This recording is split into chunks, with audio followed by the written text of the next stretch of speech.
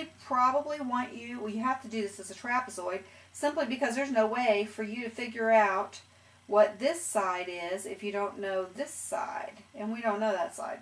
So, and we don't have a parallelogram. I guess we could make this into a parallelogram, and then we would have 7 over here, and then we could figure it out that way with base times height.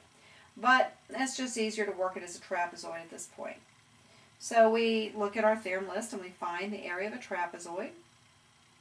And the area of trapezoid is equal to 1/2 base 1 plus base 2 times the height. Oops, I forgot to put the plus in there. Okay, 1/2 base 1. Now the bases are the parallel lines. Okay, they didn't mark these as parallel, but we know they are because of this square sign here. 15 plus 8 times the height, which is 9. Okay, and 15 plus 8 is 23. In this case, whoops, that's not 123.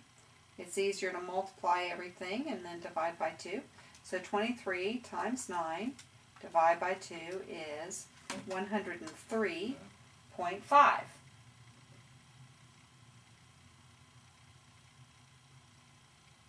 And that's in meters squared.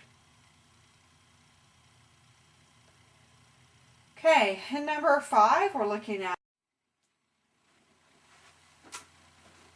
Okay, number 5 we're looking at a diamond.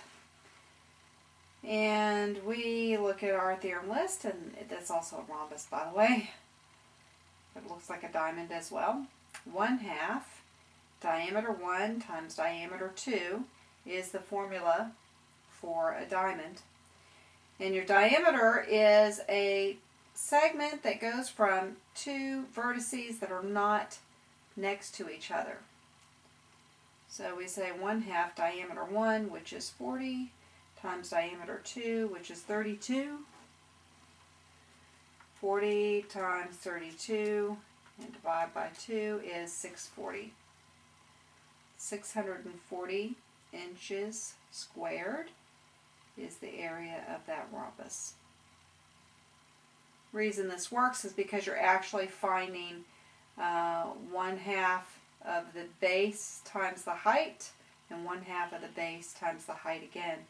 So that height becomes your diameter 2.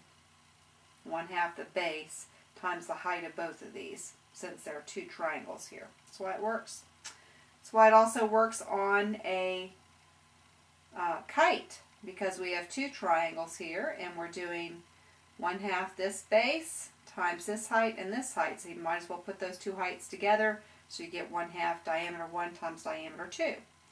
So area is equal to 1/2 diameter 1 times diameter 2, or 67 times 41. Now I guarantee if you just write these each time, you will memorize them without really trying. And that, to me, is the easiest way to memorize anything. Just every time you go to work a problem where you need a formula, in any math class, always write out the formula without the numbers before you put in the numbers, and you'll just memorize it, and it's painless. All right, you may say it's painful because you have to write it out, but it only takes you about 5 seconds. And if you do 5 seconds at a time, you can memorize it. And some of these things will not be on SAT, so you really do need to memorize particular trapezoid, parallelogram, rectangle, square. Okay, now you know these word problems are going to be on there, and I always tell you to write